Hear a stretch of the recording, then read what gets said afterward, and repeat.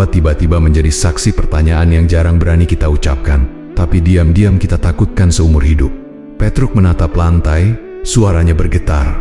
"Pak De, kalau besok aku mati, apa aku sudah siap?" Pertanyaan itu menghentikan angin, mematikan tawa, dan menusuk hati siapa saja yang mendengarnya. Dan Semar hanya tersenyum. Bukan senyum biasa, tapi senyum seseorang yang tahu rahasia yang tidak pernah dibicarakan manusia. "Wong sing urip mung mampir ngombe, tapi ora kabeh siap pulang." Lalu Semar membuka wejangan yang selama ratusan tahun disembunyikan dalam pitutur Jawa kuno. Wejangan tentang kemana ruh pergi setelah mati. Kenapa sebagian ruh ringan seperti cahaya, dan kenapa ada ruh yang berat, gelap, dan tersesat di pintu pulang karena hidup yang tidak pernah disadari. Ini bukan dongeng, bukan mitos. Ini adalah pitutur yang membuat Petruk, Gareng, Bagong, dan mungkin Anda bertanya dalam hati, "Kalau aku mati besok, apa aku sudah siap?" Sebelumnya bantu subscribe, like, dan tulis amin di kolom komentar.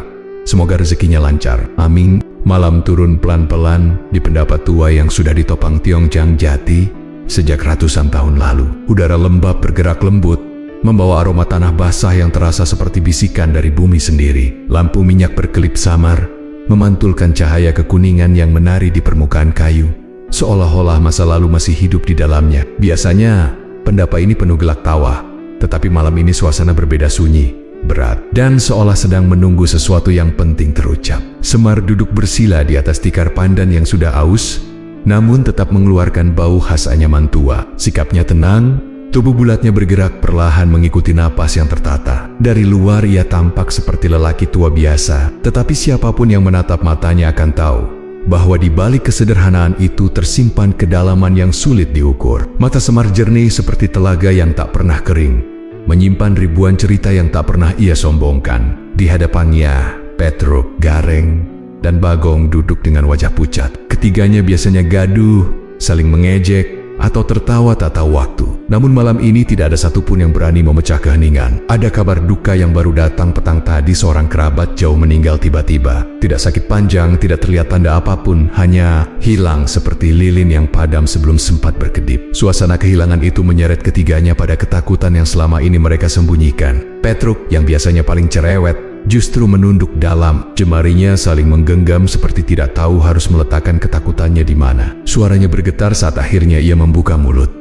"Pak De, nenek besok aku mati. Apa aku sudah siap?" Pertanyaan itu seperti pedang yang terjun bebas ke tengah pendapa. Sunyi langsung membeku, bahkan angin yang semula berputar lembut seakan berhenti bergerak. Gareng mengangkat wajah perlahan, sementara Bagong menghentikan napasnya sejenak. Mereka tidak menyangka Petruk akan bertanya sejujur itu. Pertanyaan yang selama ini hanya dikatakan manusia dalam hati, tidak pernah berani diucapkan dengan suara yang terdengar jelas. Semar tersenyum tipis. Bukan senyum mengejek, tapi senyum seseorang yang terlalu sering mendengar pertanyaan serupa dari hati manusia yang mulai gelisah. Ia mengusap hidung pelang, gerakan kecil yang selalu menjadi tanda bahwa wejangan besar sedang menunggu untuk keluar. "Le," katanya lirih namun tegas, "pitakonmu kui dudu pitakon bodoh, iku pitakon sing kudu takon sadurunge napas pungkasan teka." Petruk menelan ludah. Gareng memalingkan wajah. Bagong menggenggam lututnya lebih erat. Kematian yang selama ini hanya terdengar jauh, malam itu terasa seperti duduk bersama mereka di pendapa. Semar memandang ke pekat malam yang mengelilingi halaman. "Wong urip iku mong mampir ngombe." Lanjutnya pelan, "Kita iki cuma singgah sebentar. Kaya musafir sing mampir ngombe, nyawang langit, terus lunga maneh." Pernyataan itu membuat dada ketiganya terasa diguncang. Selama ini mereka hidup seakan waktu tak akan berubah, seakan esok selalu datang. Semar tahu persis apa yang berkecamuk di hati murid-muridnya. "Sing ngegawe mati medeni kui dudu matine," kata Semar. Suaranya meresap dalam. "Sing medeni kui ati sing abot. Ati sing kebak pamrih, kebak dosa, kebak dendam, kebak perkara sing ora rampung." Pendapa kembali hening. Hanya derit kayu yang terdengar seperti gumaman dari masa lalu. Semar memandang ketiganya bergantian. "Nek atimu enteng," lanjutnya, "eling, pasrah, lan mensyukuri urip, kau ora bakal wedi mati." Ucapan itu menggantung lama di udara. Murid-muridnya terdiam, menyadari bahwa pertanyaan Petruk bukan hanya miliknya itu, pertanyaan tentang keberanian menghadapi hidup, bukan sekadar kematian. Dan malam itu, Perjalanan panjang mereka untuk memahami pulang baru saja dimulai. Pendapa masih diliputi keheningan ketika Semar menatap murid-murid Nia satu persatu. Cahaya lampu minyak yang berkelip membuat bayangan tubuhnya bergerak pelan di lantai kayu, seperti menegaskan bahwa setiap detik dalam hidup memiliki makna yang tidak boleh disia-siakan. Di luar, angin malam kembali bergerak, menyelinap masuk melalui sela-sela dinding bambu, membawa hawa dingin yang menusuk, namun tetap menenangkan. Petruk masih menunduk. Pertanyaan yang ia ucapkan sebelumnya terasa menggantung di udara seperti awan berat. Gareng, yang biasanya pandai berkomentar, justru diam dan hanya menggigit bibirnya. Sementara Bagong menggenggam lututnya, seolah ketakutannya akan mati sedang mencoba mencari tempat untuk bersembunyi. Semar membaca kegelisahan mereka dengan sangat mudah. "Leh," ujar Semar lembut sambil menunjuk dada Petruk. "Kowe urip iki dudu mergo karepmu, nyawamu kui titipan. Sing nitipke bisa njupuk kapan wae." Ucapannya perlahan masuk ke hati, membuat murid-murid Nia saling berpandangan. Selama ini mereka hidup dengan anggapan bahwa waktu masih panjang, bahwa mereka bisa melakukan apa saja tanpa memikirkan akhir. Semar menghela napas panjang, seolah ingin menurunkan beban yang tidak mereka mengerti. "Urip kui mong, mampir ngombe." Lanjutnya, "Kita iki kaya musafir sing mampir sebentar, ngaso sitik, terus lua mane. Ora ana sing dijanjeke bakal suwe." Ia menatap langit di luar pendapa, yang gelap tanpa bintang, seperti perumpamaan tentang ketidakpastian perjalanan manusia. Petruk mengangkat wajahnya perlahan. "Tapi Pak De, nenek urip iki cuma mampir. Kenapa rasanya enggel banget ngadepi mati?" Semar tersenyum tipis, senyum yang mengandung belas kasih dan pemahaman yang dalam. "Amarga koe ora ngerti apa sing menunggu. Manungsa pancen wedi marang sing ora dikenal." Semar merapatkan kainnya, lalu bersandar sedikit ke belakang, memberikan ruang bagi udara malam untuk menyelinap masuk. Gareng menghela napas. "Berarti rasa wedi iki normal, Pak De." "Normal," jawab Semar. "Nanging rasa wedi sing paling medeni kui rasa wedi sing ora digateke. Kabeh wong ngerti yen mati kui pasti, tapi ora kabeh ngerti keran urip sing benar." Bagong mendongak lirih. "Terus, apa tandane urip sing benar, Pak De?" Semar menunjuk dada Bagong pelan. "Ati?" Ia menepuk dadanya sendiri. "Ati kuwi pusat kabeh. Wong sing atine resik, enteng, lan ora kebak pamrih, bakal siap kapan wae. Nanging wong sing atine abot, dendam, iri, serakah, bakal ngerasake mati kaya jurang peteng." Murid-muridnya terdiam. Kata-kata itu tidak menggurui, tetapi menggetarkan. Mereka mulai menyadari bahwa ketakutan akan mati sebenarnya berasal dari cara mereka menjalani hidup selama ini. Semar lalu meluruskan duduknya dan berbicara lebih pelan, seolah setiap kata sedang menyusup ke lapisan hati terdalam. "Kowe bisa ketawa saiki, bisa mangan warek, bisa guyon, bisa melaku-melaku. Tapi sakdetik wae kabeh kui aiso ilang. Sing dadi pertanyaan, yen sakdetik iku beneran kedadean, atimu siap apa durung?" Petruk menggigit bibirnya, menahan getaran di dadanya. Gareng menutup mata untuk sejenak, mencoba mengatur napasnya. Bagong menunduk, tidak lagi bisa menyembunyikan ketakutannya. Semar memandang mereka dengan penuh kasih, bukan dengan ancaman. "Sing penting dudu siap opo ora. Sing penting apa kowe ngerti sopo sing nitipke nyawamu. Nek ngerti, kowe bakal eling. Nek eling kau bakal bek. Nek pasrah, atimu bakal enteng." Angin kembali bergerak, mengayunkan lentera kecil di sudut pendapa. Malam masih panjang, tapi wejangan Semar mulai membuka hati murid-muridnya. Mereka belum mengerti semuanya, tetapi satu hal sudah jelas. Selama ini mereka hidup tanpa benar-benar memahami arti hidup itu sendiri, dan perjalanan mereka baru saja dimulai. Malam semakin dalam ketika pendapat tua itu kembali, diliputi keheningan yang terasa seperti selimut tipis di atas hati para cantrik. Lampu minyak yang sejak tadi menyala mulai merendahkan cahayanya, membuat bayangan Semar tampak semakin kokoh di dinding jati. Meski suasana tegang, Semar tidak terburu-buru bicara. Ia membiarkan keheningan meresap, memberi waktu bagi murid-murid Nia untuk mencernakan wejangan sebelumnya. Petruk duduk gelisah, Gareng menggenggam jemarinya sendiri, sementara Bagong menatap kosong ke lantai kayu. Mereka bukan takut mati semata, tetapi takut pada kemungkinan bahwa hidup yang selama ini mereka jalani belum benar-benar dipahami. Semar mengetuk lantai perlahan dengan ujung jarinya. Suara lembut itu justru membuat ketiganya menoleh. "Leh," ucap Semar sambil menatap mereka dalam-dalam. "Sing ngegawe mati medeni kui dudu matine. Sing ngegawe medeni kui ati sing abot." Ucapannya lembut, namun menembus dada seperti angin dingin yang menyelinap melalui celah-celah bambu. Murid-muridnya mengernyit, tidak sepenuhnya mengerti. Semar melanjutkan dengan tenang, "Ati abot kui, ati sing kebak dendam, kebak iri, kebak pamrih, lan kebak ambisi sing ora perlu. Wong sing saben dina nyimpen nesu, nyimpen salah, nyimpen pengen menang, atine dadi kaya watu, nek mati, atine ora aiso mabur, ambruk. Ia menepuk dadanya sendiri perlahan, memberikan gambaran sederhana namun jelas. Petruk menelan ludah. Berarti nenek aku isi ngerundel karo wong sing nyakitiku. Atiku apot, Pade. Semar mengangguk tanpa ragu. Ya le, wong sing mateni owek diu kanthi kesalahan sing ora direlakan. Dendam lan nesu kui karekil korikil sing numpuk, ngegawe ati dadi angel mabur. Gareng memandang Semar dengan mata ragu. Terus, ati enteng kui piye? Pakde, Semar tersenyum. Kali ini lebih hangat. Ati enteng kui.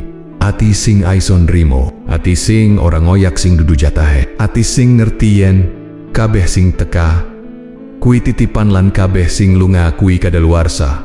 Ia berhenti sejenak, lalu menambahkan, ati enteng kui, ati sing aiso maafke, aiso melas, aiso nrimo kekurangan owek diu. Bagong mengangkat tangan kecilnya. Berarti nenek aku iso guyon aiso melasi seorang dendaman. Berarti atiku enteng berarti. Semar tertawa pelan melihat wajah polos Bagong. Guyu iku ora selalu tanda ati enteng gong. Nanging wong sing aiso guyon tanpa nyimpen luka iku tanda. Bagong mengangguk, meski masih ragu. Apakah guyonannya selama ini cukup jernih atau justru berasal dari hati yang bingung? Semar menarik napas panjang, lalu menatap keluar pendapa. Angin membawa suara dedaunan yang saling bergesekan, seolah semesta ikut mendengar wejangan itu. Wong sing atin inting laora wedi mati. Dudu mergo kepengin mati nanging mergo ngerti yen mati kuwi pulang. Wong sing pulang ora bakal wedi yen omahe siap, jalane jelas, lan bekale cukup. Petruk terdiam lama, lalu berkata lirih, tapi Pakde, kowe yakin atiku aiso enteng? Semar menatapnya lembut, seolah bisa melihat seluruh isi hatinya. Saben ati aiso enteng le, sing inggil kuwi igo sing ora gelem ngendoke. Nek kowe wani jujur karo awakmu diu, wani ngaku salah, wani ngendoke ambisi, atimu bakal enteng.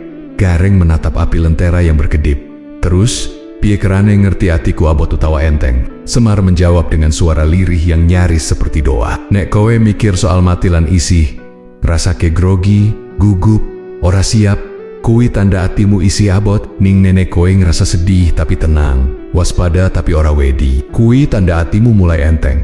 Keheningan kembali turun, tapi kali ini bukan keheningan yang menakutkan. Murid-murid Semar justru merasa sesuatu di dalam diri mereka mulai bergerak. Seakan ada beban kecil yang perlahan terangkat. Semar memandang mereka bertiga, lalu mengangguk pelan. Malam iki, kowe wis melu langkah pertama. Ati ngerti rasa wedi. Saiki waktumu sinau rasa enteng.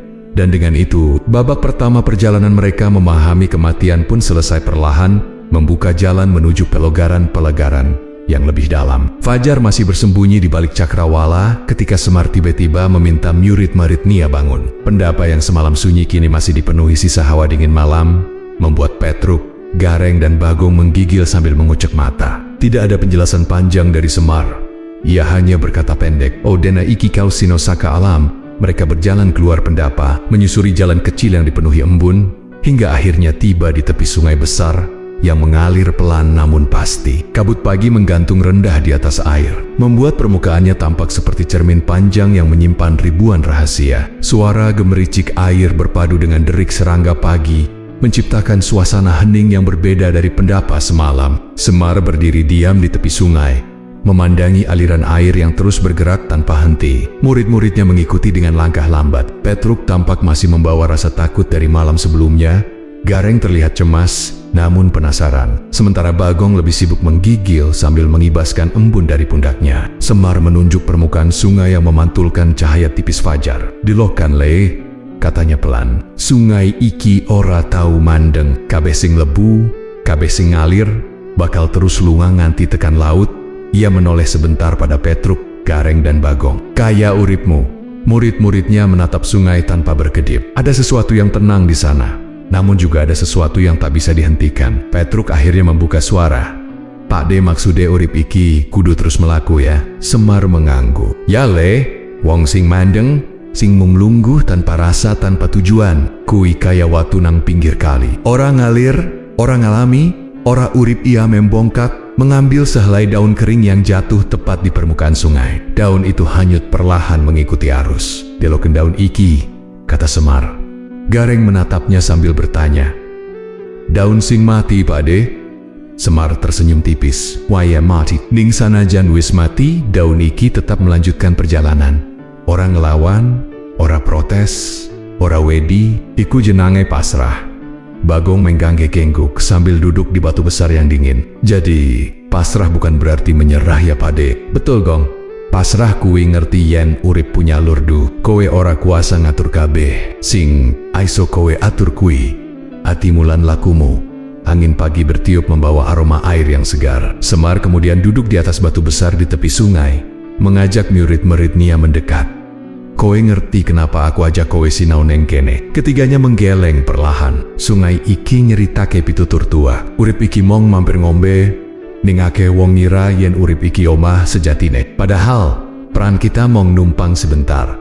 Petruk menunduk.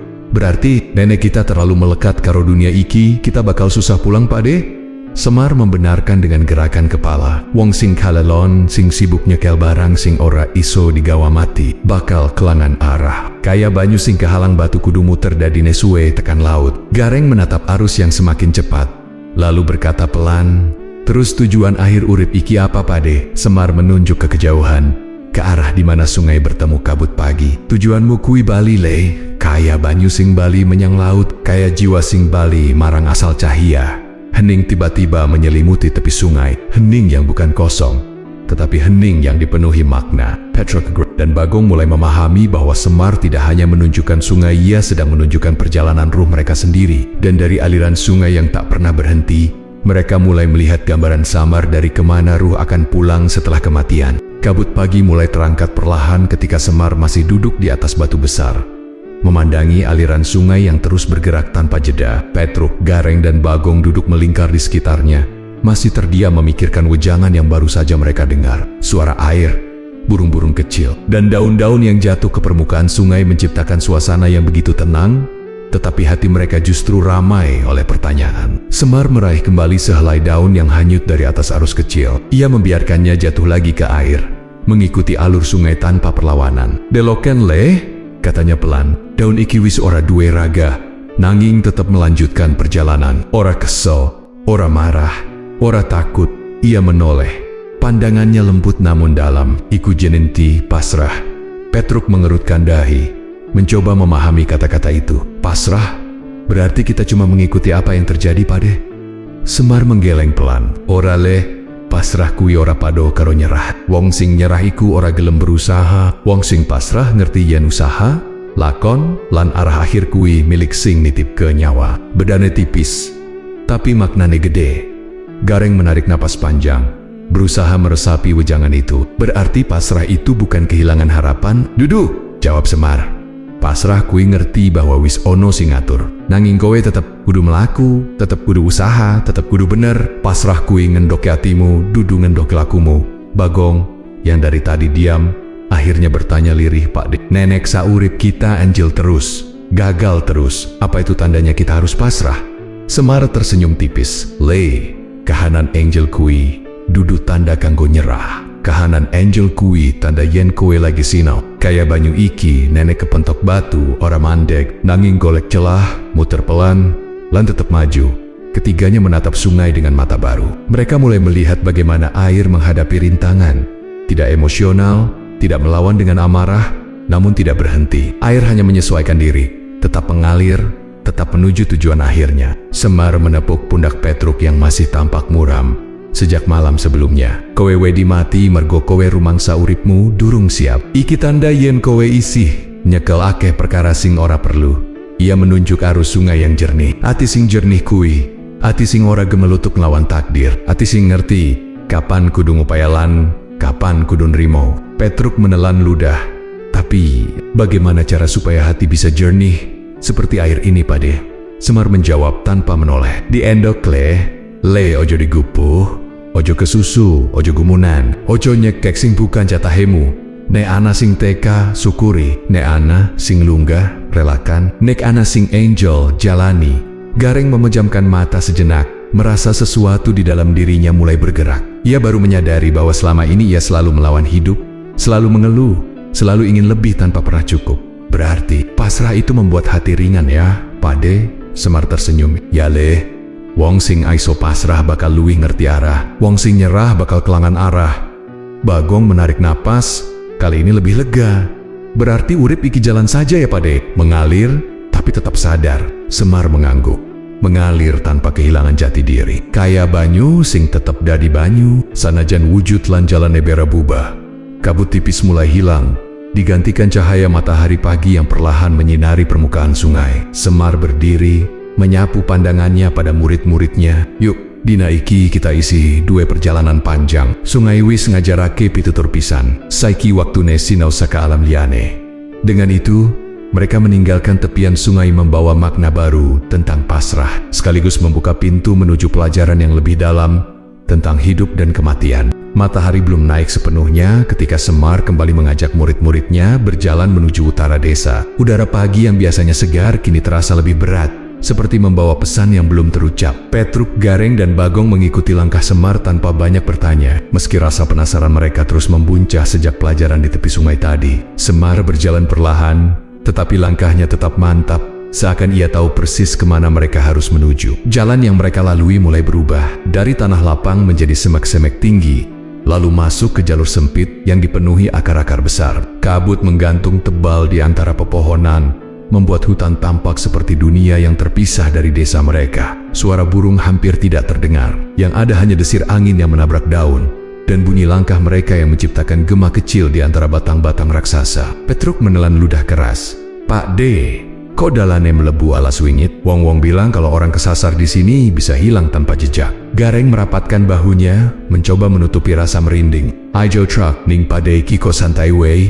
Bagong malah sibuk menahan rasa takut sambil mengunyah singkong setengah kering. Yang penting, aku nggak hilang sebelum sarapanku habis. Semar berhenti di tengah kabut yang menggantung rendah. Ia menatap mereka satu persatu, sebelum berkata dengan suara pelan namun menggema. Le, akeh wong sing wedi karo alas wingit, nanging luwih akeh wong sing wedi kanggo urip sing bener. Ucapannya membuat ketiga murid itu terpaku.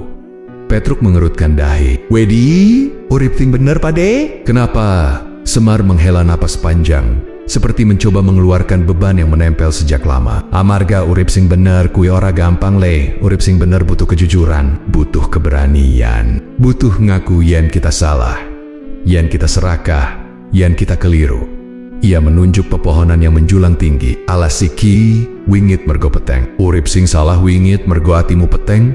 Ketiganya terdiam. Mereka mulai sadar bahwa ketakutan yang mereka rasakan bukan sekadar karena alas itu, tapi karena alas menjadi cermin dari hati mereka sendiri. Semar kemudian melangkah perlahan, membawa mereka ke sebuah lapangan kecil yang terasa lebih terang tetapi tetap sunyi. Sinar matahari menyusup melalui celah daun, membuat kabut tampak berkilau seperti tirai tipis yang membatasi dua dunia. Anak-anakku, kata Semar lembut, yen kowe mangan, salah terus kau dadi wedi, dadi takut menghadapi mati. Tapi wong sing urip jujur, sing ngaku salah, sing memperbaiki diri, ora bakal wedi. Gareng menatap tanah, merasakan perih kecil di dadanya. Berarti, guru, ketakutan kami dari malam-malam sebelumnya itu bukan cuma karena kematian ya? Ya, jawab Semar, tegas namun hangat. Kowe wedi mergo uripmu durung bener. Iki tanda apik le, tanda yen atimu lagi melek. Bagong mengangkat tangan. Suaranya kecil. Jadi, mati itu bukan yang menakutkan Pade? Semar menoleh dan tersenyum. Sing medeni kui nenek kowe urip tanpa ngerti arah. Wong sing urip tanpa ngerti tujuan bakal bingung nalika tekan pintu mati. Angin bertiup sedikit lebih kuat, membuat daun kering beterbangan di kaki mereka. Semar menatap lurus ke dalam kabut. Alas iki dadi pangeling. Uripku, iki uga perjalanan liwat alas sing wingit. Ning nenek atimu terang, dalane tetep katon. Nek atimu peteng, alas iki dadi labirin. Petruk mengusap lengannya sendiri, mencoba mengusir merinding. Terus, piye cara supaya atiku ora peteng Pade? Semar menjawab pelan, namun kalimatnya menusuk dalam. Eling jujur, pasrah, lan terus memperbaiki diri. Wong sing aiso menerke yuribe, ora bakal ilang meski melebu alas ting paling wingit sekalipun. Kabut perlahan naik, membuka jalan di depan mereka. Semar melangkah lebih dahulu, diikuti tiga muridnya, dan di dalam keheningan alas wingit itu, mereka mulai memahami.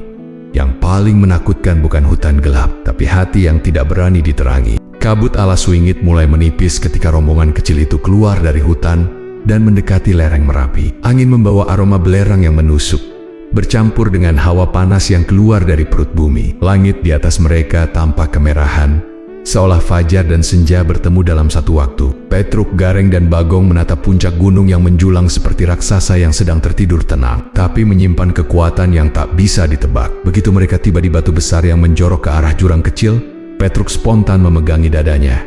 "Pak De, iki kok rasane medeni, hawane panas." Suarane Enjero gunung kaya napas marah. Gareng menutupi hidungnya. "Yo, Truk, bau belerangnya kenceng tenan." Bagong dengan santainya duduk sambil kipas-kipas memakai daun besar. "Asal bukan aku yang meletus, aku masih aman, Pak De." Semar berjalan paling depan. Langkahnya mantap seperti seseorang yang sudah berkali-kali menyaksikan bagaimana gunung ini mengajarkan manusia tentang kehidupan dan kehilangan. Ia berhenti, menatap puncak Merapi yang mengepul tipis. "Gunung iki guru, Le," katanya perlahan. "Lan guru sing jujur, ora pernah bohong soal kehilangan." Ketiga murid menatap wajah Semar yang diterangi cahaya merah jingga dari langit. "Kehilangan kok guru, Pak De?" tanya Gareng dengan suara hati-hati. Semar mengambil segenggam abu vulkanik yang menempel di tanah dan mengangkatnya pelan. "Lihat iki," katanya. "Abu iki dulu negeni, geni sing panas sing ngancurke omah, kampung, kenangan. Abu itu ya biarkan jatuh kembali ke tanah. Tapi saiki, abu iki dadi pupuk, dadi sumber tanah subur, dadi panguripan maneh." Petruk menelan ludah. Suaranya serak. "Berarti kehilangan itu bukan akhir, Pak De?" Semar mengangguk. "Bukan, Le, kehilangan kui jembatan. Tanpa kehilangan, kowe ora bakal aiso sinau melepaskan. Tanpa melepaskan, kowe ora bakal siap menghadapi mati." Angin tiba-tiba bergerak lebih kencang, membawa debu halus yang menari di udara. Merapi mengeluarkan bunyi lirih yang dalam, suara yang membuat dada mereka bergetar. Semar berdiri di tepi batu dan menunjuk hutan hitam bekas letusan lama. "Lihat kono, sing dulune ijo royo-royo. Saiki tinggal arang lan abu, ake wong sing ilang. Omah, ilang sedulur, ilang masa depan. Nanging wektu ngajarake, kabeh sing hilang kui bakal bali dalam bentuk lain." Gareng menunduk, meresapi kata-kata itu. "Kehilangan dadi bagian dari perjalanan ya, Pak De?" "Ya, Le, wong sing ora gelam kehilangan bakal keserimpung. Wong sing nyekel dunya kui kaya nyekel pasir, semakin digenggam, semakin hilang." Bagong mengangkat kepala dengan mata berbinar. "Terus, kehilangan itu latihan sebelum mati, Pati?" Semar tersenyum, bangga melihat murid polos itu bisa menangkap intisari pelajaran. "Betul, Gong. Kehilangan kecil harta, waktu, ego, ambisiku latihan, supaya nenek wayahe tiba, kowe ora kaget nalika kudu ninggal kabeh." Petruk memandang puncak gunung yang bercahaya merah. "Pak De, berarti mati itu bukan dirampas, tapi dilepas." Semar menatapnya dengan sorot mata yang dalam. "Ya, Le, mati kui bukan hukuman. Mati kui pamitan. Kowe pamit saka raga sing wis lelah, pamit saka dunia sing sementara. Lan bali marang asal cahya." Angin panas kembali berhembus. Tetapi kali ini tidak lagi membuat mereka takut. Ada sesuatu dalam wejangan itu yang meredakan rasa cemas mereka. Ketiga murid mulai memahami bahwa kehilangan bukan musuh. Kehilangan adalah bagian dari pulangnya ruh. Semar kemudian berbalik, mengajak mereka turun. "Ayo, perjalanan durung rampung. Merapi wis ngajari pelajaran tentang lepas. Saiki wayahe sinau pelajaran saka keramaian." Mereka berjalan meninggalkan lereng Merapi yang menggelegar lembut. Di belakang mereka, gunung itu tetap berdiri megah diam, panas, namun penuh makna. Pelajaran tentang kehilangan melekat di hati mereka, membentuk pemahaman baru tentang apa yang harus dilepas sebelum ruh benar-benar pulang. Keramaian mulai terdengar bahkan sebelum mereka memasuki gerbang pasar Beringharjo. Suara orang menawar, pedagang memanggil pelanggan, dentingan uang receh, dan aroma campur aduk rempah, gorengan, kain batik, serta kembang setaman langsung memenuhi udara. Setelah melewati heningnya alas wingit dan panasnya lereng Merapi, suasana pasar terasa seperti dunia baru yang hidup dalam ritme sendiri. Petruk, Gareng, dan Bagong terbelalak menatap lautan manusia yang bergerak seperti arus sungai yang tak pernah berhenti. Semar berjalan lebih dulu. Wajahnya tenang seperti seseorang yang telah memahami ribuan cerita dari tempat sesederhana pasar. "Ayo, Le," katanya tanpa menoleh. "Saben papanan duweni pitutur, lan pasar iki ngandut pitutur sing gede." Murid-muridnya mengikuti dengan hati-hati, mencoba memahami apa yang dimaksud guru mereka. Petruk berhenti di sebuah kios batik. Matanya berbinar melihat motif parang rusak yang tergantung rapi. "Pak De, iki bagus tenan. Nek aku nganggo iki, aku kelihatan berwibawa yo." Gareng menertawakannya. "Wibawa apaan? Kowe kui segede tiang listrik, batik segede karpet we ora aiso nutupi wajahmu sing melar." Bagong justru mampir ke penjual serabi, wajahnya sumringah. "Guru, izin beli serabi. Perjalanan membahas mati bikin perutku lapar." Semar hanya tersenyum melihat tingkah mereka, tetapi ia tidak berhenti melangkah. Ia membawa mereka ke tengga-tengga pasar, tempat keramaian paling padat, lalu berhenti tepat di depan kios bunga melati. Ia mengambil setangkai melati, menghirupnya dalam-dalam, kemudian berkata, "Anak-anakku, akeh wong ngelingi mati mong nalika lagi sedih lan sepi. Padahal kematian uga ana neng kene di tengah keramaian." Petruk memandang sekeliling, bingung. Di pasar, Pak De, kematian apa hubungannya? Semar menunjuk pedagang yang tertawa, pembeli yang berebut harga, anak-anak yang berlarian, dan seorang ibu tua yang duduk menata dagangannya dengan sabar. "Lihat, ana sing datang, ana sing pergi, ana sing menang tawar, ana sing kalah, ana sing dapat rezeki, ana sing kehabisan. Urip iki rame ing gawe, tapi sepi ing pamrih. Nek uripmu kebak pamrih, kowe bakal angel melepaskan dunia nenek mati." Gareng menelan ludah. Kata-kata itu terasa tepat mengenai sesuatu yang selama ini tidak ia sadari. Berarti, wong sing hidup ngejar pujian, penghormatan, uang, kuasa, bakal lebih sulit melepaskan hidup ya Pak De. Semar mengangguk. "Kowe ngerti kenapa akeh wong wedi mati? Amarga dheweke nganggep dunia iki omah sejatine. Padahal mung warung singgahan. Wong sing kelalen bakal sibuk nyekel barang sing ora aiso dibawa mati." Bagong yang masih mengunyah serabi tiba-tiba berhenti. "Berarti, kalau seseorang hidup dengan pamrih, mati rasane kaya dirampas ya Pak De. Ya gong wong sing hidup angkuh bakal ngerasake mati kaya hukuman. Ning wong sing hidup sederhana, jujur, lan tulus, bakal ngerasake mati kaya pulang." Semar merogoh sakunya, mengambil uang receh 1.000 rupiah, lalu memperlihatkannya pada mereka. "Deloken uang iki, datang dan pergi tanpa izin. Dunia uga ngono, datang, memberi, lalu pergi. Kowe ora aiso nyekel kabeh." Lalu ia melemparkan uang itu ke tangan seorang pengemis tua di sudut lorong. Pengemis itu tersenyum, matanya berbinar hangat meski tubuhnya ringkih. "Kowe ngerti le," lanjut Semar, "bahwa kebahagiaan kadang datang dari hal kecil. Sing kowe bawa mati bukan jumlah hartamu, tapi jumlah kebaikanmu." Petruk menunduk pelan. "Pak De, kalau begitu, apa yang harus kita persiapkan sebelum mati?" Semar menatap hiruk-pikuk pasar dengan mata yang seperti menembus keramaian itu. "Ringan ke hatimu.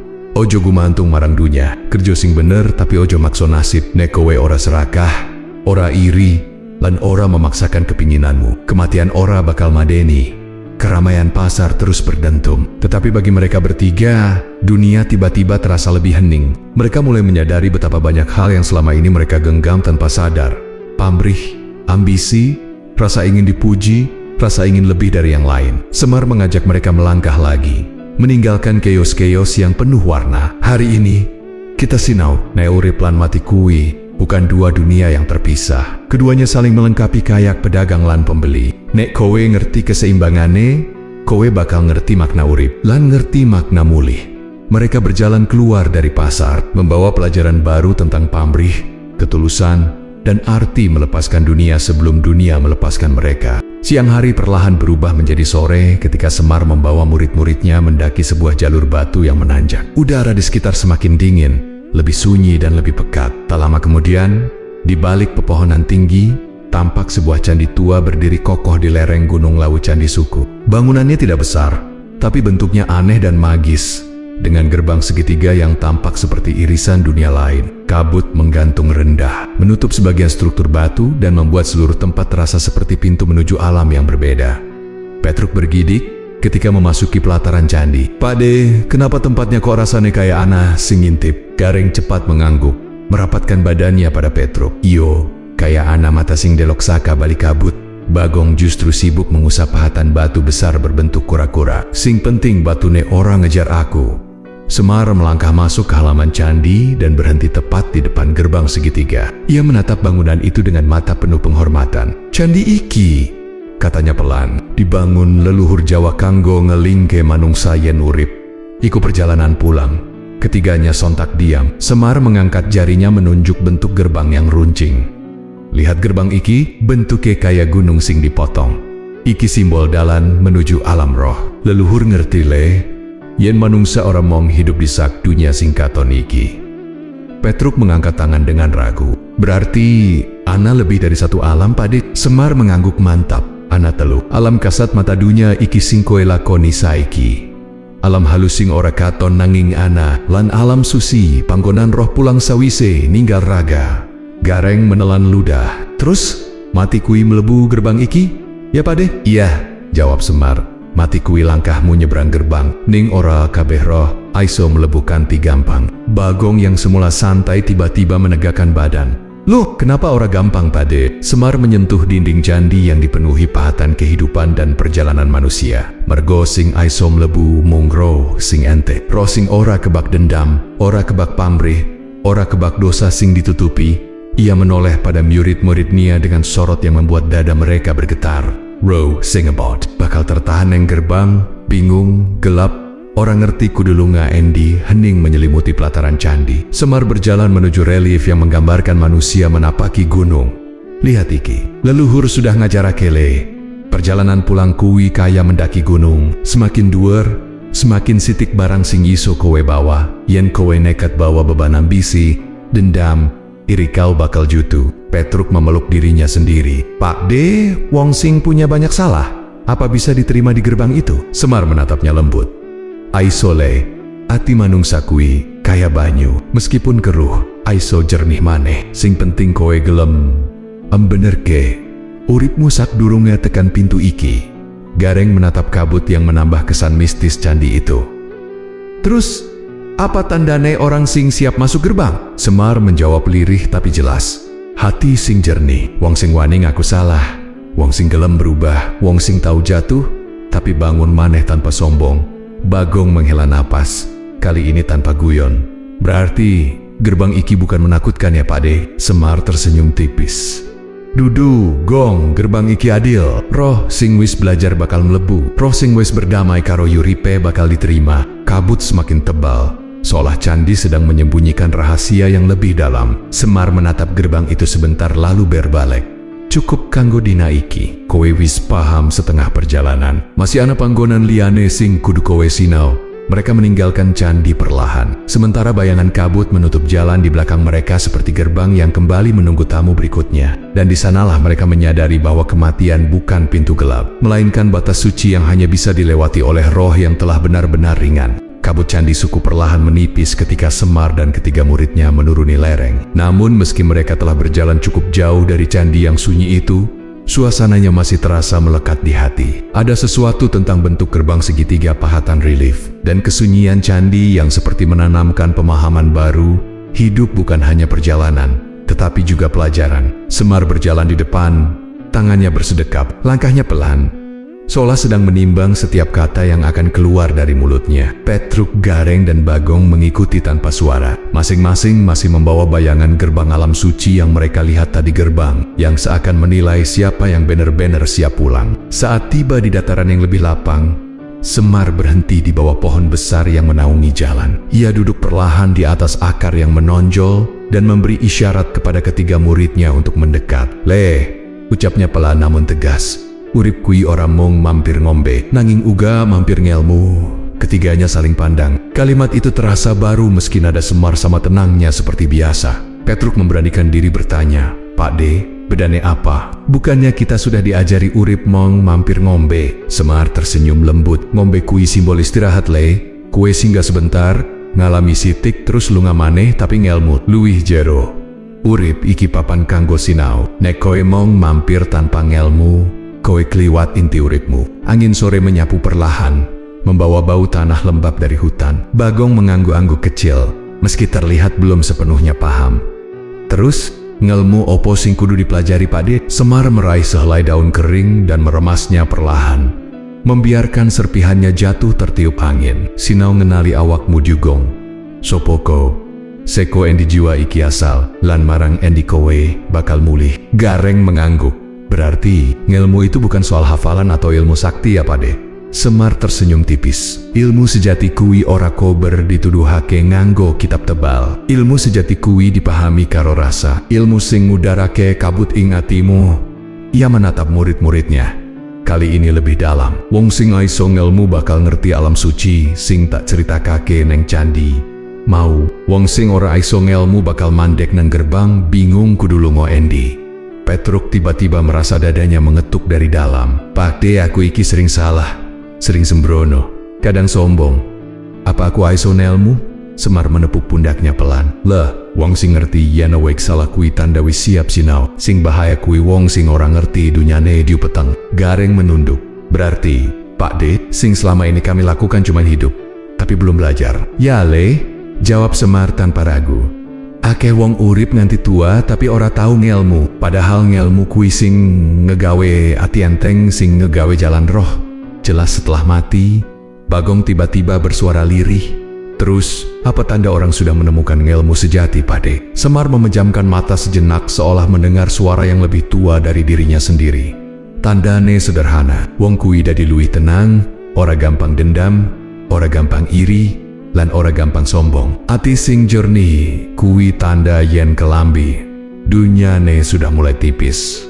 Angin sore mulai lebih dingin, seakan semesta ikut mendengarkan. Semar berdiri perlahan, menatap garis cakrawala yang mulai menguning. Anak-anakku, elinga, urip iki, sing penting dudu suene. Nanging sepira jernih rasa sing kowe bawa nalika tekan pintu muli.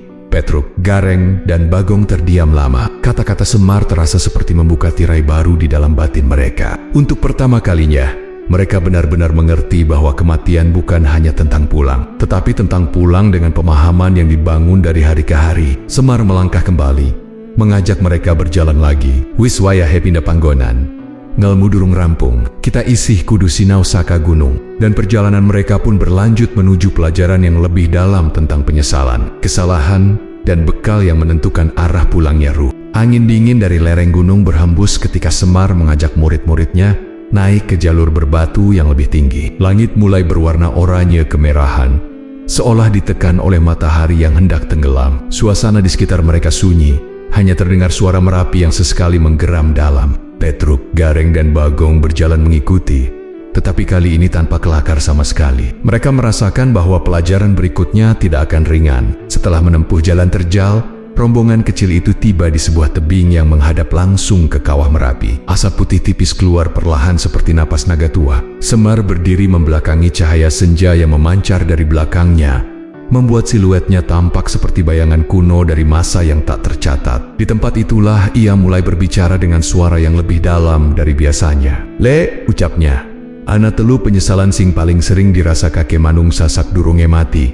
Ketiganya langsung fokus. Ada ketegangan halus yang muncul di antara mereka, seolah kalimat itu adalah kunci menuju pemahaman yang selama ini mereka cari. Semar duduk perlahan di atas batu besar, memandangi asap yang naik perlahan. Penyesalan pertama, katanya. Manungsa menyesal amarga ora urip kanti bener. Petruk mengernyit. Urip kanti bener. Maksudnya piye, Pakde? Semar menatapnya. Matanya teduh namun tajam. Becik nindakne urip leh.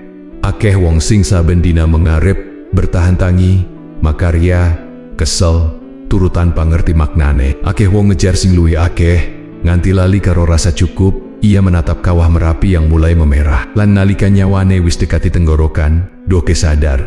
Separo yuri pilang kanggo perkara sing ora bakal dibawa. Gareng menunduk, seolah menemukan bayangannya sendiri. Bro, ketika mati datang, kita melihat semua yang telah kita sia-siakan. Semar mengangguk pelan. Ya leh, lan rasa kui perih. Ia kemudian mengambil batu kecil dan melemparkannya pelan ke bawah tebing. Penyesalan kedua, lanjutnya, ora sempat meminta maaf. Bagong terkejut. Apa sepenting itu, Pakde? Semar tersenyum pahit. Dendam lan gengsi iku dua barang paling abot sing dibawa manungsa tekan liang kubur. Wong sing mateni nesunediu bakal luwih ringgan. Ning wong sing nyekel dendam, nyekel salah, nyekel gengsi, bakal kebingungan nalika rohnya metu sakaraga. Ati sing berat ora aiso mabur. Petruk meremas jari-jarinya. Ada seseorang yang pernah ia sakiti dahulu, dan rasa bersalah itu tiba-tiba muncul di dadanya. Pakde, ujarnya lirih, nenek seseorang memaafkan sebelum mati. Apa cukup? Semar menatapnya lembut. Nek tulus, cukup. Ning nenek mong mergowe di mati, iku mong kata-kata kosong. Angin bertiup membawa aroma belerang ketika Semar berdiri kembali. Penyesalan ketiga, katanya pelan tetapi menggema. Manungsa menyesal amarga ora mempersiapkan diri kanggo pulang. Gareng mengangkat wajahnya. Bekal pulang, maksudnya amal ya, Pak De? Amalan hati sing resik, jawab Semar. Roh sing kebak ambisi, penuh iri, penuh sombong. Bakal gelap nalika metu sakaraga, tapi roh sing dibangun dengan sabar, syukur lan kebaikan. Bakal terang dalane. Bagong duduk bersila, memegang kakinya erat-erat. Pak De, kalau hidup kami berantakan, apakah masih bisa diperbaiki? Semar menatapnya, lalu tersenyum kecil. Gelas kotor sekalipun bisa jernih nenek diisi banyu sing bersih terus-menerus. Hati manungsa uga ngono, ora ono sing terlambat nganti nyawa durung dipundhut. Senja semakin turun, membuat puncak Merapi terlihat seperti bara besar yang menyala di antara awan. Suasana terasa sakral, seolah gunung menjadi saksi pelajaran yang tidak bisa diulang. Petrok dan Bagong menyadari bahwa ketakutan mereka selama ini bukan semata takut mati, tetapi takut mati tanpa mempersiapkan diri. Semar menutup wejangan itu dengan satu kalimat yang membuat mereka menggigil. "Le, wong sing paling wedi mati iku wong sing sakiurip ora pernah urip tenanan." Dan tepat ketika matahari tenggelam di balik punggung gunung, mereka bertiga tahu bahwa perjalanan mereka memasuki bab yang jauh lebih dalam. Langit sore berubah menjadi ungu keemasan ketika Semar dan ketiga muridnya turun dari tebing Merapi. Suasana senja itu masih membawa gema wejangan sebelumnya tentang penyesalan, tentang waktu yang hilang, dan tentang manusia yang sering terlambat mengerti makna hidup. Namun perjalanan belum selesai. Semar terus berjalan menuju sebuah dataran berbatu yang tenang, seolah ingin memberikan penutup penting dari pelajaran hari itu. Petruk, Gareng, dan Bagong mengikuti di belakangnya tanpa suara. Sesekali angin panas dari Merapi berhembus, membawa aroma belerang yang menempel di udara. Tetapi justru dalam sunyi itu, pikiran mereka bergerak lebih keras daripada langkah kaki. Bayangan tentang roh yang bingung di pintu kematian masih terbayang jelas di kepala mereka. Semar berhenti di sebuah batu besar yang licin oleh embun senja. Ia duduk perlahan, menghela napas dalam, lalu menatap mereka bertiga. "Le," katanya lembut, "nenek nyawamu esuk dicabut. Apa kowe wis ngerti? Apa sing kowe bawa pulang?" Pertanyaan itu menusuk tanpa peringatan. Petruk mematung. Gareng menggigit bibirnya. Bagong meremas kedua tangannya di atas lutut. Mereka mulai membayangkan diri mereka tanpa tubuh, tanpa suara, tanpa apa-apa kecuali apa yang pernah mereka lakukan. Semar melanjutkan, "Wong mati kui ora bawa omah, ora bawa duek, ora bawa pangkat, kabeh ditinggal, sing isih kowe bawa mung loro, amalan ati." Gareng menatap Semar dengan mata yang berkaca-kaca. "Pak De, amal sebesar apa yang harus kita punya supaya roh kita aiso pulang tanpa berat?" Semar tersenyum kecil. "Ora dihitung saka gedenele, ning dihitung saka ketulusan. Sepirang pun ora penting. Wong sing nolongi wong lapar karo separuh roti luwih agung timbang wong sing nyumbang sekendi emas tapi pengen dipuji." Bagong yang biasanya paling santai kini menunduk serius. "Terus, hati, Pak De, gimana cara tahu hati kita sudah bersih?" Semar meletakkan tangan di dadanya sendiri. "Hati resik kuwi, hati sing ora nyimpen dendam, ora nyimpen iri, ora nyimpen marah sing dipelihara. Hati sing gelem ngendok diri lan mengerti yen dunya iki mong warung mampir, kabeh mong sementara." Petruk mengangkat wajahnya. Ada ketakutan yang belum hilang. "Pak De, kalau hidupku banyak salah, apa aku masih bisa memperbaiki semuanya?" Semar menatapnya lama, sebelum akhirnya menjawab dengan suara lembut tapi sangat yakin. "Leh, kaca pecah aiso ditempel maneh, ora bakal utuh persis kaya sadurunge. Nanging aiso dadi bentuk sing luwih indah. Hati manungsa uga ngono. Selagi napasmu isih ana, selagi pintu tobat isih kebuka, kowe aiso mulai bersih maneh." Angin membawa serpihan abu vulkanik dari puncak Merapi. Semar menunjuk butir-butir abu yang jatuh di tangan Bagong. "Abu iki dulu geni sing panas, ana sing mateni, ana sing ngilangke omah, ning saiki dadi pupuk, dadi sumber kesuburan. Wong sing dulune salah, nenek gelem berubah, hati sing kosong aiso dadi subur maneh." Gareng menghela napas panjang. "Jadi Pak De, bekal kami untuk mati itu bukan apa yang kami punya, tapi apa yang kami tinggalkan di hati orang lain." Semar mengangguk mantap. "Ya Le, wong sing mati ninggal jejak kebencian bakal berat rohnya. Ning wong sing mati ninggal kebaikan, ninggal maaf, ninggal kejujuran, rohnya ringan kayak angin narasik perjalanan." Petruk dan Gareng saling pandang, merasakan sesuatu di dalam diri mereka yang mulai retak-retakan kecil yang mengeluarkan cahaya pengertian. Sementara Bagong menyentuh dadanya sendiri, seolah baru sadar bahwa beban yang ia simpan selama ini sebetulnya tidak perlu ia bawa. Semar berdiri perlahan, menatap mereka dengan lembut namun tegas. "Ning dina pungkasan, Le, sing dipertanyakan bukan seberapa besar dunyamu, Tapi seberapa bersih hatimu? Nek hatimu resik, rohmu bakal lancar. Nek hatimu abot, dalanmu bakal peteng. Senja semakin menua, dan langit berubah menjadi emas redup. Mereka bertiga mengikutinya turun dari batu besar itu, membawa kesadaran baru bahwa mati bukan akhir melainkan kembali, dan bahwa bekal paling penting bukanlah harta, melainkan hati. Senja mulai turun ketika Semar dan ketiga muridnya tiba di tepi Bengawan Solo.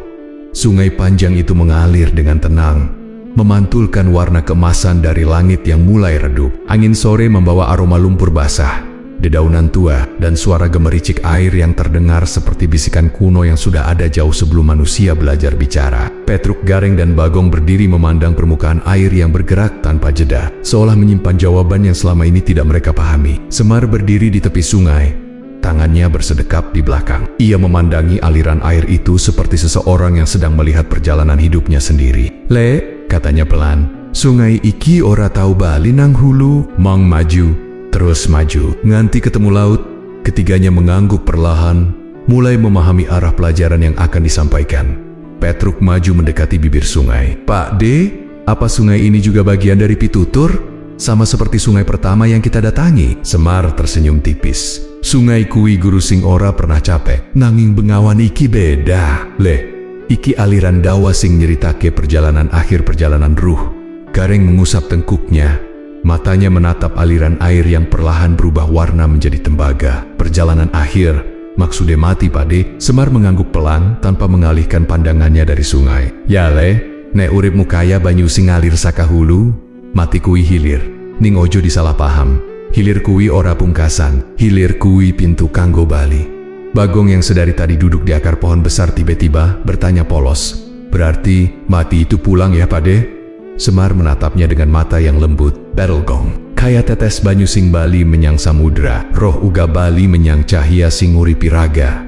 Angin sore bertiup lembut, membuat permukaan air bergetar kecil. Semar berjalan mendekati Petruk dan menepuk pundaknya. "Le, akeh wong wedi mati mergo dheweke mikir mati kui gelap, padahal sing peteng kui atine. Dudu matine." Petruk menggigit bibir, merasakan sesuatu menyenggol hatinya. Semar lalu jongkok di tepi sungai, mencelupkan ujung jarinya ke dalam air yang dingin. Sakdurunge tekan laut, banyu iki ngliwati akeh bebendu batu, kayu, pusaran, tikungan. Nanging banyu ora mandheg, banyu ngerti dalan muleh.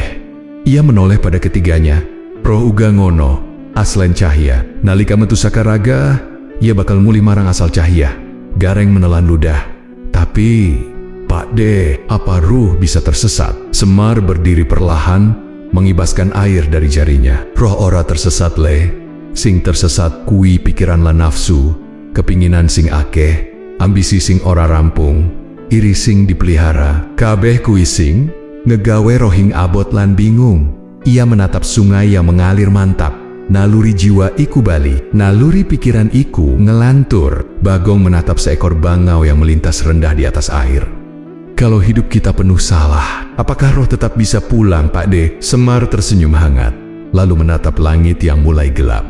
"Salagi cau gelam membener, rohmu bakal enteng. Wong sing sadar lan nyesal seprapat langkah wae luwih cerah tinimbang wong sing sombong saujung rambut." Petruk memegang dadanya sendiri. "Pak De, berarti mati itu bukan hilang ya?" "Bukan, Le. Kowe ora hilang, kowe bali." Semar menunjuk sungai yang terus bergerak. "Urip iki perjalanan saka sumber menyang sumber, kaya Bengawan sing pungkasan ketemu laut, roh manungsa pungkasan ketemu cahya sing naiti pake urip. Matahari akhirnya tenggelam, menyisakan cahaya keemasan yang berubah menjadi biru tua. Suasana menjadi lebih hening, namun hati mereka justru terasa lebih terang. Untuk pertama kalinya, Petruk, Gareng, dan Bagong melihat kematian bukan sebagai pintu gelap, tetapi sebagai jalan pulang yang sudah sejak awal disiapkan. Semar menoleh pada mereka bertiga. "Ayo, Le, perjalanan kita durung rampung. Sawiso ngerti pulang, saiki waktune ngerti halangan-halangan, supaya roh aiso tekan omahe." Mereka melangkah menyusuri tepi Bengawan Solo, membawa pemahaman baru bahwa mati bukan akhir, melainkan kembali. Dan sungai itu menjadi saksi pertama dari kesadaran mereka yang baru tumbuh. Malam mulai turun perlahan di tepian Bengawan Solo. Cahaya jingga terakhir menghilang dari permukaan air, berganti dengan lembayung lembut yang memantulkan kilau samar. Petruk, Gareng, dan Bagong berjalan di belakang Semar, masih membawa perasaan hangat dari wejangan sebelumnya. Namun Semar belum berhenti. Ada pelajaran lain yang harus mereka mengerti sebelum gelap benar-benar menutup hari. Semar berhenti di sebuah tikungan sungai yang alirannya lebih deras. Ia duduk di atas akar pohon besar yang menjorok ke air. Katanya sambil menunjuk arus yang berputar pelan, "Kowe ngerti kenapa ana pusaran neng kene?" Ketiganya menatap putaran kecil itu. Tertarik namun tidak tahu jawabannya. Petruk mencoba menebak. Karena alirannya ketemu batu, Pakde, Semar mengangguk. Betul naluri banyu iku maju. Tapi nenek ketemu penghalang batu, kayu, atau belokan alirannya dari embunher kaya iki. Ia menatap mereka bergantian. Uripmu uga ngono. Naluri jiwamu iku pulang. Ning nenek kowe kebak kepinginan lan nafsu. Dalanmu dadi embundir. Ora tekan-tekan. Garing menarik napas. Merasakan sesuatu yang dalam. Jadi nafsu itu yang bikin ruh muter-muter, Pakde? Ya jawab Semar. Ambisi sing ora rampung, iri sing dipupuk, keinginan sing ora ana entek, kabeh kuwi kaya batu nang sungai. Ora mateni aliranmu, tapi ngegawe kowe dadi adosaka jalur. Bagong mengangguk pelan. Berarti kalau orang banyak monia, hatinya jadi berat ya Pakde? Semar tertawa kecil. Betul, Gong. Wong sing kepinginan akeh atine kaya tas kebak barang. Nalika wayahe pulang, tas kui mengganjal. Ia memegang segenggam air lalu membiarkannya mengalir dari sela-sela jarinya. Deloken banyu iki, banyu ora nyekel apa-apa. Mula dheweke enteng, Petruk menatap arus sungai yang memantul cahaya bulan. Terus, Pakde, gimana caranya manusia supaya jalannya lurus kayak sungai yang menuju laut?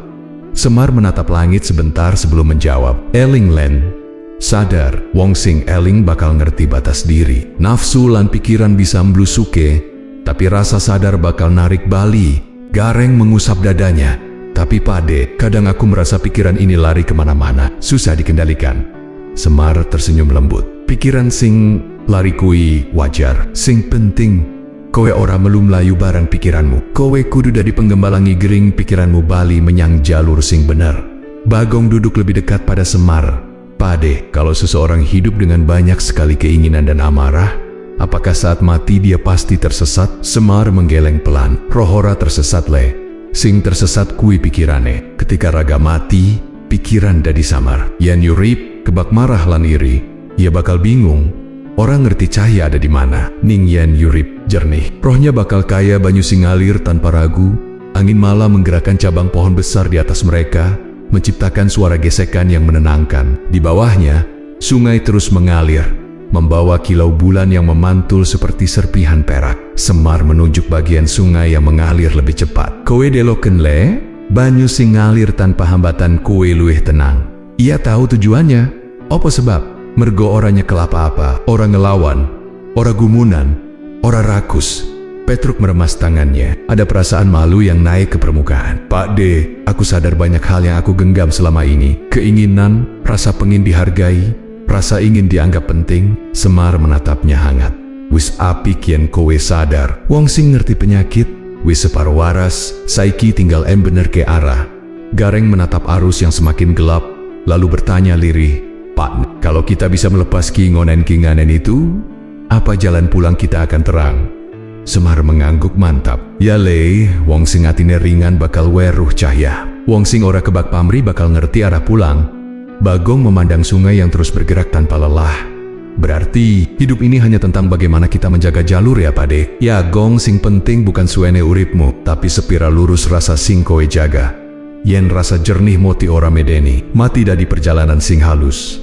Kaya banyu sing akhirnya ketemu laut. Malam menutup tepi Bengawan Solo, tetapi hati mereka justru menjadi lebih terang. Dari sungai itu, mereka belajar bahwa jalan pulang ruh bukan ditentukan lamanya hidup, melainkan ringan atau beratnya hati. Angin malam merayap pelan ketika Semar dan ketiga muridnya berjalan melewati jalan tanah yang semakin menanjak. Cahaya bulan memantul di dedaunan jati yang bergoyang lembut, menciptakan bayangan panjang yang bergerak seperti makhluk-makhluk tua yang menjaga bukit itu. Suasana berubah lebih sunyi, lebih sakral, hingga akhirnya mereka tiba di sebuah kompleks makam tua yang tersembunyi di balik pepohonan besar. Rumput liar tumbuh tinggi di antara nisan-nisan yang sudah miring dan ditelan lumut. Udara di sana berbeda lebih berat, namun juga lebih damai. Petruk, Gareng, dan Bagong merapat tanpa sadar, seolah keheningan makam menuntut mereka untuk tidak banyak bicara. Semar berhenti di antara dua nisan yang hampir tertutup dedaunan. Ia duduk bersila perlahan, kemudian meletakkan telapak tangannya di atas tanah. Gerakannya lembut,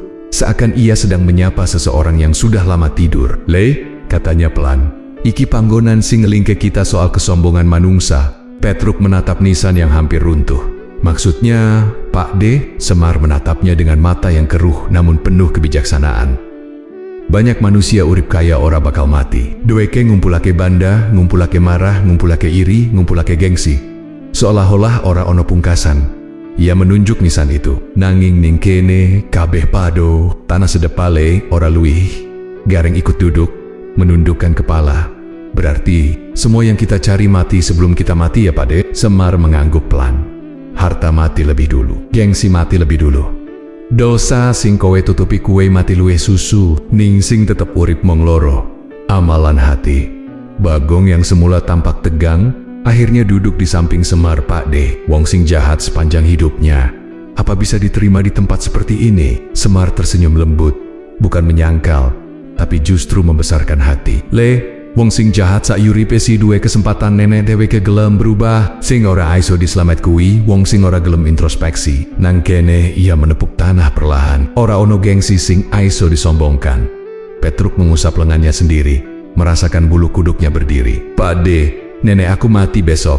Apa aku bakal takut?" Semar memandangnya lama sebelum menjawab dengan suara pelan namun mantap. "Wong sing ora ngerti tujuan yurip bakal panik le. Kaya wong sing numpak kereta tanpa ngerti arep mudhun neng endi. Ning wong sing ngerti yuripe kanggo memperbaiki diri bakal tenang. Mari ora medeni, mong ganti dalan." Semar bangkit perlahan, menatap seluruh kompleks makam yang diterangi bulan. "Makam iki ngelingke kita bab 8 hal penting.